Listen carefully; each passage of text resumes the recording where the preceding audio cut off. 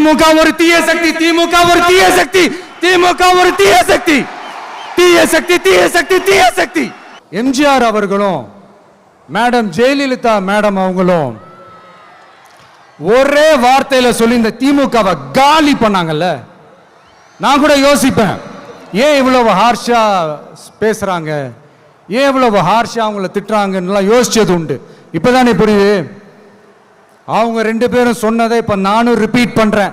திமுக ஒரு தீய சக்தி, திமுக ஒரு தீய சக்தி, திமுக ஒரு தீய சக்தி, திமுக ஒரு தீய சக்தி, தீய சக்தி, தீய சக்தி, தீய சக்தி. என் நெஞ்சில் குடியிருக்கும் ஈரோடு மக்களே,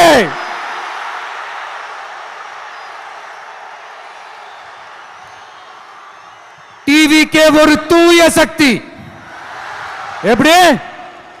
டிவிகே ஒரு தூய சக்தி. தூய சக்தி டிவிகேவுக்கும் தீய சக்தி டிஎம்கேவுக்கும் தான் போட்டியே.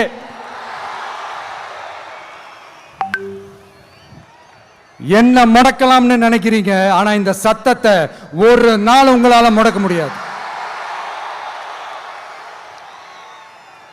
மக்கள் விரோத திமுக அரசை வீழ்த்த மக்கள் சக்தியான நம்மளால மட்டும்தான் முடியும். அண்ணன் செங்கோட்டையன் அண்ணன் அவர்கள் நம்ம கூட வந்து சேர்ந்தது நமக்கு ஒரு மிகப்பெரிய ஒரு பலம். அந்த மாதிரி செங்கோட்டையன் அண்ணன் அவர்கள் மாதிரி இன்னும் நிறைய பேர் வந்து சேர இருக்கிறாங்க. அவங்க எல்லாருக்குமே அந்த உரிய அங்கீகாரத்தை கொடுப்போம். அது மட்டும் இல்ல, அப்புறம் இன்னொரு விஷயம் சொல்ல மறந்துட்டேன். இப்போ ரீசண்டா ஒரு இடத்துல நம்ம சிஎம் சார் அவர்கள் பேசும்போது சொன்னாங்க, என் கேரக்டரையே புரிஞ்சுக்க மாட்டேங்கிறேன். இது சினிமா டயலாக் இல்லையா? நான் ஏதாவது பேசினா சினிமா டயலாகா? சார் பேசினா அது சினிமா டயலாக் இல்லையா? சிலப்பதிகாரத்திலிருந்து எடுத்ததா அந்த லைன். என் கேரக்டரையே புரிஞ்சுக்க மாட்டேன்றது. உங்களை எப்படிதான் சார் புரிஞ்சுக்கிறது? எந்தெந்த விஷயத்துலலாம் சார் உங்க கேரக்டர் நாங்கள் புரிஞ்சுக்கிறது?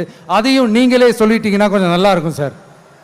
சட்டம் ஒழுங்குல நாடே சந்தி சிரிக்குது, அதுலையா? பெண்கள் பாதுகாப்புல நாடே சந்தி சிரிக்குது, அதுலையா? பொய் வாக்குறுதிகளா கொடுத்து ஏமாத்தி ஆட்சிக்கு வந்தீங்களே, அதுலையா? చంపొద్దు నేను